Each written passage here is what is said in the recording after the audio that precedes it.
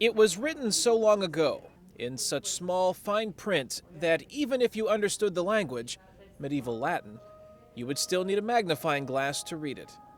But this ancient document, so elegantly written, so remarkably preserved, stirs excitement in the man who will sell it at public auction. Sotheby's Vice Chairman, David Redden. So many of the ideas that sort of we think of as our natural rights today trace their history right back to this extraordinary document. This is the Magna Carta, originally written under English King John in 1215 and eventually revised under King Edward I in 1297. The English translation of Magna Carta is Great Charter. One of the fundamental rights enshrined in the document is that no man is above the law. It was a document intended to establish the rights of the people under the rule of a king.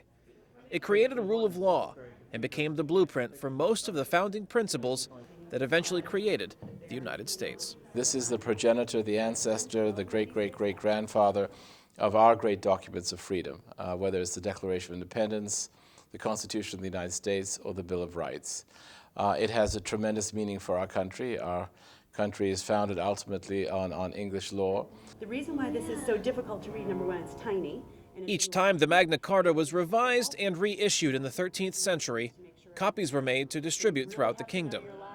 Historians believe the original, sealed by King John in 1215, has not survived. But most of the copies that exist remain in England, with two exceptions. There are 17, but 15 are in English public collections. The 16th belongs to the Australian people.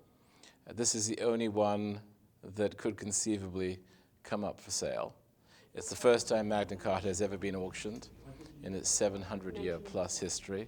This Magna Carta comes to Sotheby's through a foundation headed by Texas billionaire and one-time U.S. presidential hopeful Ross Perot.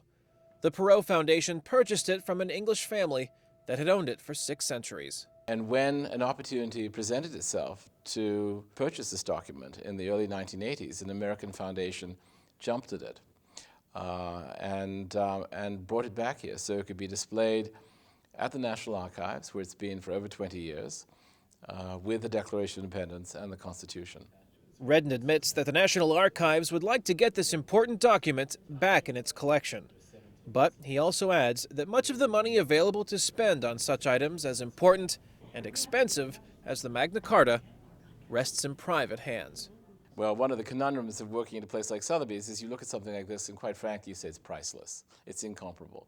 But in fact, we do have to put estimates on these kinds of remarkable objects because it will come to auction, it will go through the marketplace, and our estimate on Magna Carta is $20 million to $30 million.